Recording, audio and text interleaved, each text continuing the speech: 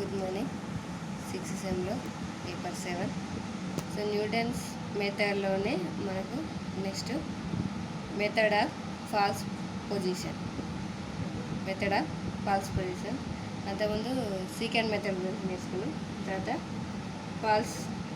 Falls position. ఇక్కడ ఏంటంటే మనకు secant method and bisection method. So ఈ రెండు మనకు వస్తేనే ఈ ఫాల్స్ పొజిషన్ వస్తుంది.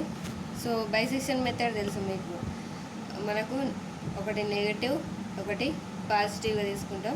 సో మనకు ఫస్ట్ ఇటరేషన్ చేసినప్పుడు పాజిటివ్ వాల్యూ వస్తే పాజిటివ్ని చేంజ్ చేసుకుంటాం, అలాగే నెగిటివ్ వాల్యూ వస్తే నెగిటివ్ వాల్యూని చేంజ్ చేసుకుంటాం. సేమ్ ఇక్కడ కూడా same process.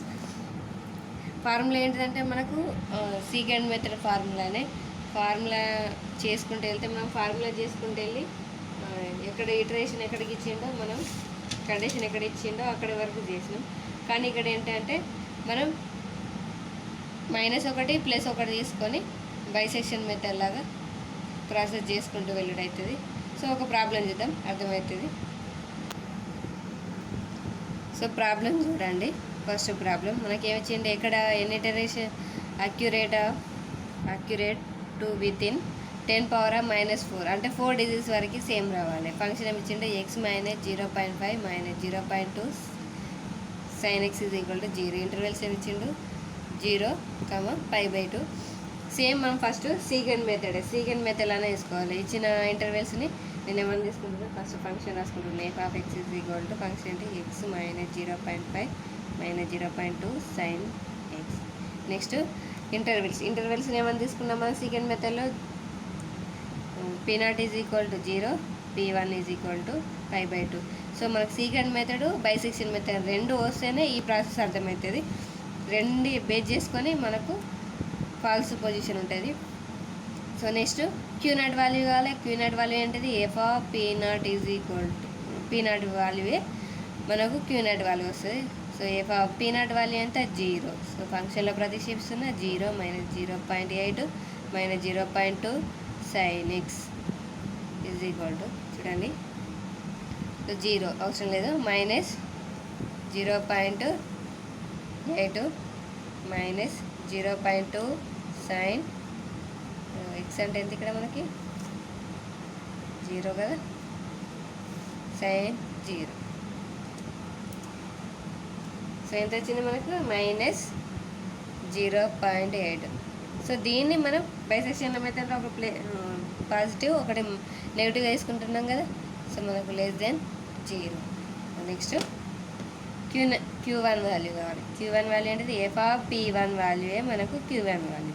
So f(π/2) p1 value ఎంత, π/2 ప్రతిక్షేపిస్తున్నా, π/2 - 0.8 - 0.2 sin π/2. క్యాన్సిల్ ఇవ్వండి.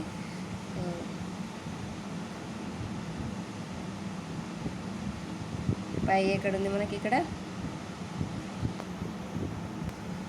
సో షిఫ్ట్ ఇక్కడ 10 దగ్గర ఉంది, పై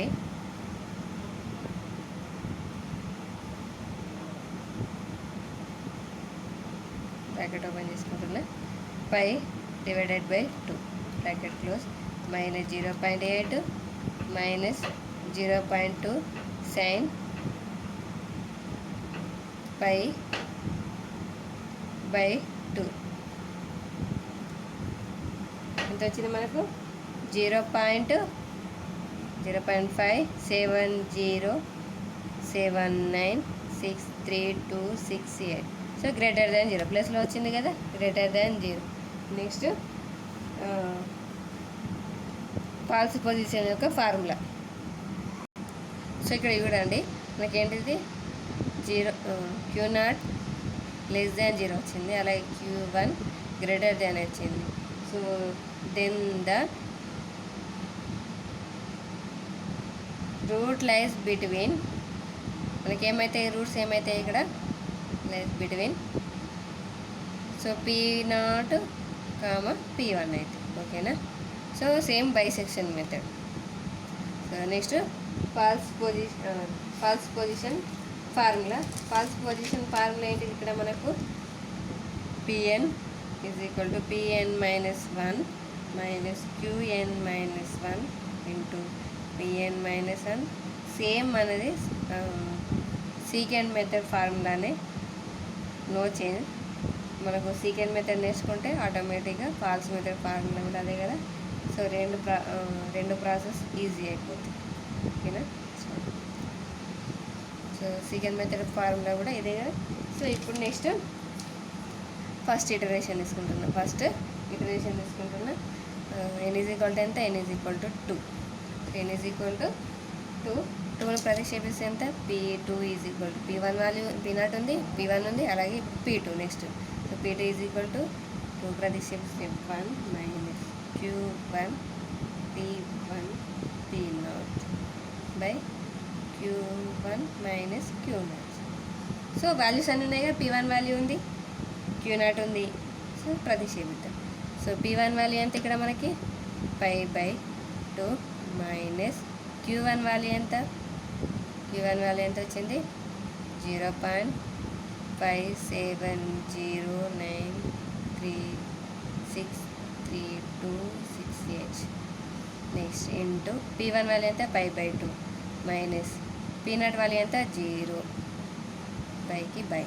నెక్స్ట్ q1 వాల్యూ ఎంత?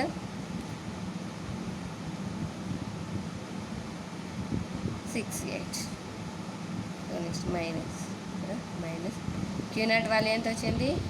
Minus into minus plus 0.8. So cancel అవ్వకూడదు చూడండి. సో ఇక్కడ ఒక bracket open. So bracket open. Next దీనికి ఒక బ్రాకెట్ ఓపెన్ చేస్తే అంత 5/2 క్లోజ్ చేస్తున్నా. Next మైనస్కి minus. సో ఇక్కడ ఒక బ్రాకెట్ దీనికి. సో మళ్ళీ మైనస్ అనేది రెండింటికి వర్తిస్తుంది కదా. So whole bracket. సో ఎన్ని బ్రాకెట్లు వేసుకుంటాను ఇక్కడ మొత్తం? ఇక్కడ ఒకటి హోల్ బ్రాకెట్, ఒకటి పై వాటికి ఒక బ్రాకెట్, 2 దీనికి ఒక బ్రాకెట్, 3 మొత్తం 3 బ్రాకెట్స్. సో 0.5707963268. సో ఒక బ్రాకెట్ అంటే ఇంకెన్ని 2 ఉన్నాయి. సో మళ్ళీ బ్రాకెట్ ఓపెన్ ఇంటూ కదా, bracket open 5/2 bracket close. So whole బ్రాకెట్కి ఒకటి ఉంది కదా, ఒక బ్రాకెట్ క్లోజ్. అంటే ఇంకెన్ని ఉన్నాయి? ఒక బ్రాకెట్ ఉంది. సో డివైడెడ్ బై ఇక్కడ ఒకటి బ్రాకెట్ ఓపెన్ 0.5707363268 ప్లస్ 0.8. సో దీని హోల్ బ్రాకెట్ ఒకటి క్లోజ్, అక్కడ ఫుల్ బ్రాకెట్ క్లోజ్, మళ్ళీ ఫుల్ బ్రాకెట్ క్లోజ్. సో మొత్తం ఎంత వచ్చింది? p2 వాల్యూ ఎంత వచ్చింది మనకి ఇక్కడ? 0.9167204762 అంతే కదా. సో ఇదేంటిది మనకు? p2 value. So next q2 value కావాలి. q2 వాల్యూ కావాలంటే మనం p0 వాల్యూని ఏం చేసినాం? q0 వాల్యూ కావాలంటే p0ను ఫంక్షన్లో ప్రతిక్షేపిస్తే q0 వాల్యూ వచ్చింది. సో అలాగే p2ను కూడా ఫంక్షన్లో ప్రతిక్షేపిస్తే q2 వాల్యూ వస్తుంది. So f of p2 is equal to, so మన ఫంక్షన్ ఏంటి మనకు అక్కడ ఎక్స్ అంటే 0.9167204762 మైనస్ 0.8 మైనస్ 0.2 సైన్ ఎక్స్ అంటే ఎంత? 0.9167.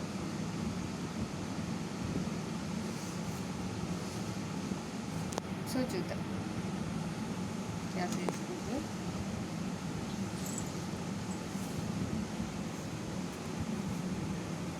సో ఇవాళ సేమ్ కదా. Answer minus 0.8 minus 0.2 sign answer ఎంత వచ్చింది? మైనస్ Q2 వాల్యూ ఎంత వచ్చింది -0.04200163253. సో మనకి ఎలా వచ్చింది, నెగటివ్ వాల్యూ వచ్చింది. చూడండి, Q0 వాల్యూని నెగటివ్గా తీసుకున్నాము. Q0 వాల్యూ నెగటివ్ వచ్చింది కాబట్టి సో దీన్ని బేస్ చేసుకొని మనం P1 P0 తీసుకున్నాం, P0 P1 వాల్యూ తీసుకున్నాం. సో చూడండి, ఇది నెగటివ్ వచ్చింది కానీ <0. సో ఇప్పుడు బైసెక్షన్ మెథడ్, మనకు మైనస్ వస్తే సో నెగిటివ్ వస్తే నెగిటివ్ని చేంజ్ చేసినాం, పాజిటివ్ వస్తే పాజిటివ్ని చేసినాం. ఇక్కడ మనకు P0 బదులు P2గా తీసుకుంటాం, P0 బదులు P2గా తీసుకుంటాం. చూడండి, Q0 ఏంటిది మనకి ఇక్కడ Q0 తర్వాతనే కదా Q2 వచ్చేది. Q0 greater than 0, Q2 less than 0. So Q1 greater than 0 ఉంది కదా, Q2 less than 0. Then the root less between, ఇక్కడ ఏమైతే మనకు Q1 Q2 తీసుకున్నా అంటే P1, P2. సో ఇక్కడ Q1 Q2 తీసుకున్నాం కాబట్టి P1 P2. So next second iteration. ఏంటిది, n=3 తీసుకుంటున్నా. 3ని ఫంక్షన్లో ఫార్ములాలో ప్రతిక్షేపిస్తే P3 P2 - Q2 × P2 - P1/P2.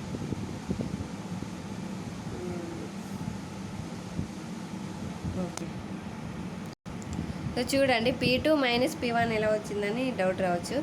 మనం ఇక్కడ చూడండి, మన కండిషన్ ఏంటిది P1 - P2.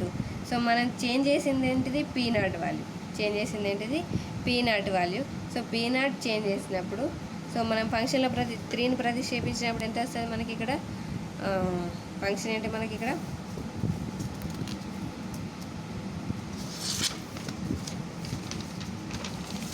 ని ప్రతిక్షేపిస్తే 3 - 1 అంటే 2. సో 2 - 3 అంటే 2. ఓకే, 3 అంటే 2 -1. Okay, next 2 - Q1. Okay, so ఫార్ములాలో సేమ్ ఉన్నాయి కదా. సో చూడండి, నెక్స్ట్ Q2 వాల్యూ ఎంత వచ్చింది మనకు, సో Q2 వాల్యూ ప్రతిక్షేపించిన, అలాగే మైనస్కి మైనస్ Q2 వాల్యూ ఎంత వచ్చింది ఇక్కడ -0.042 ఇంటూ P2 వాల్యూ ఎంత వచ్చింది, P2 వాల్యూ ప్రతిక్షేపించి minus P1 value, so P1 value, అలాగే Q1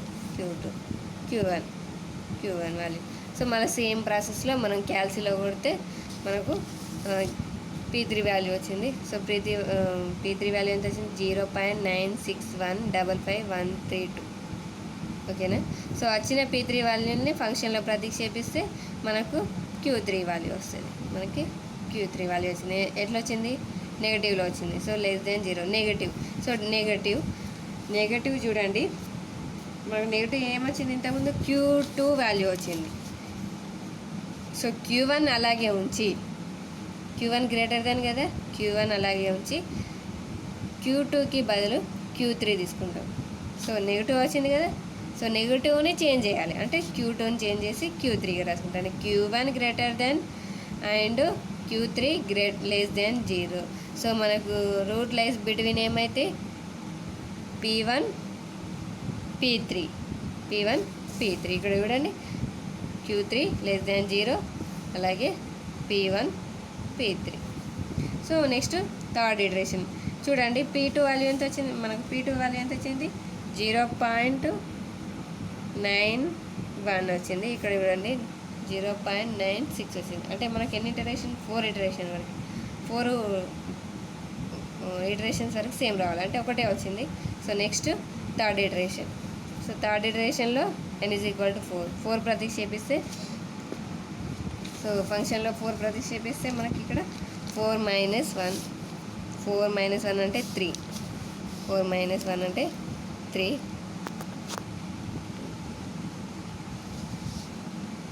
4 - 1 4 మైనస్ 1 అంటే 3. నెక్స్ట్ మైనస్ 4 మైనస్ 1 అంటే 3. అలాగే 4 మైనస్ 1 అంటే 3. 4 మైనస్ 2. 4 మైనస్ 2 ఎంత 2. మనం 2కి బదులు ఏం తీసుకున్నాం ఇక్కడ 2కి బదులు 4 మైనస్ 2.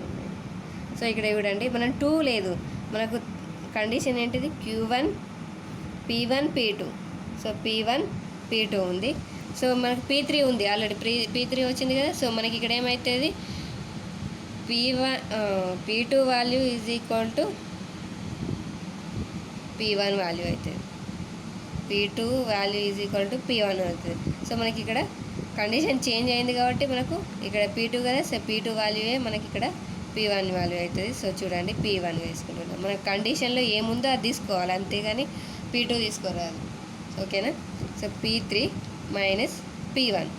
P2 వచ్చింది ఇక్కడ. 4 మైనస్ 2 ఎంత P2. సో P2 తీసుకోలేదు కదా, అంటే మనకు ఉన్నది ఏంటిది P1. సో P1 తీసుకోలేదు, మనకి ఇక్కడ ఒకటే కన్ఫ్యూజ్ అవుతుంది. సో P1 తీసుకోవాలి. Next Q3 minus Q2. Q2కి బదులు మనకి ఇక్కడ Q2 లేదు, Q1 ఉంది. సో Q1 తీసుకోవాలి. సో చూడండి P3 వాల్యూ ప్రతిక్షేపించిన Q3 value. So next P3 value, అలాగే మైనస్ P1 వాల్యూ ఎంత 5/2. నెక్స్ట్ సో వాల్యూస్ చేంజ్ కావు, సేమ్ వాల్యూస్. మనం తీసుకున్న కండిషన్ని బట్టి ఇక్కడ చేంజ్ చేసుకుంటూ అవుతుంది అంతే. సో నెక్స్ట్ Q3కి Q3, Q1కి Q1 చేస్తే మనకు P4 వస్తుంది. P4ను ఫంక్షన్లో ప్రతిక్షేపిస్తే Q4 వస్తుంది. Q4 less than 0. Q4 less than 0 వచ్చింది. Q4 లెస్ దెన్ 0 అంటే మనకు Q3 లెస్ దెన్లో ఉంది. Q3ని ఎలిమినేట్ చేసి Q4ని రాసుకుంటాం, అంటే Q1 అలాగే ఉంటుంది. Q1 greater than 0 and Q4 less than 0. Intervals ఏమవుతాయి మనకి ఇక్కడ P1, P4, P1, P4 చూడండి. Q1 Q4 P1 P4. So next ఇక్కడ చూడండి. సో మనం ఇంకా ఈజీగా గుర్తుపెట్టుకోవాలంటే P2ని చేంజ్ చేసినాం కదా, మనం ఇక్కడ P2ని చేంజ్ చేసినాం కాబట్టి P2 కాడ P3 తీసుకున్నాం కాబట్టి క్వశ్చన్లో ఏమైతే 2 ఉన్న కాడ 3ని చేంజ్ చేసుకుంటూ వస్తే అయిపోతుంది. అలాగే నెక్స్ట్ మనం P3 చేంజ్ చేసినాం కదా, ఇక్కడ P3ని చేంజ్ చేసినప్పుడు P4 ఉంది కదా, P3 ఉన్న కాడ P4ని చేంజ్ చేసుకున్న నో ప్రాబ్లం, సేమ్ ఉంటుంది. P4 ఉన్న కాడ P3 ఉన్న కాడ P4ని, Q3 ఉన్న కాడ Q4ని రాసుకొని ప్రతిక్షేపిస్తే మనకు PF వాల్యూ వస్తుంది. సో PF వాల్యూ, సో దీన్ని ఫంక్షన్లో ప్రతిక్షేపిస్తే లెస్ దెన్ 0 వచ్చింది. మనకు Q3 కూడా Q5 కూడా లెస్ దెన్ 0 వచ్చింది. అంటే మళ్ళీ మనం Q4ను ఎలిమినేట్ చేసి Q5ని తీసుకోవాలి. సో సేమ్ మళ్ళీ Q4 ఉన్న కాడ Q5ని, P4 ఉన్న కాడ P5ని తీసుకొని సో చేస్తే మనకు P6 వాల్యూ వస్తుంది. So P6 వాల్యూను P5 value same ఉన్నాయి చూడండి. 0.9643 మనకి ఎన్ని ఇటరేషన్స్ 4 డెసిమల్స్ సేమ్ రావాలి కదా. So 4 decimals 1 2 3 4. So 4 decimals same వచ్చినాయి కదా. సో ఎక్కడెక్కడ వచ్చినాయి అంటే P5 = P6 = 4 డెసిమల్స్ సేమ్ అయినాయి.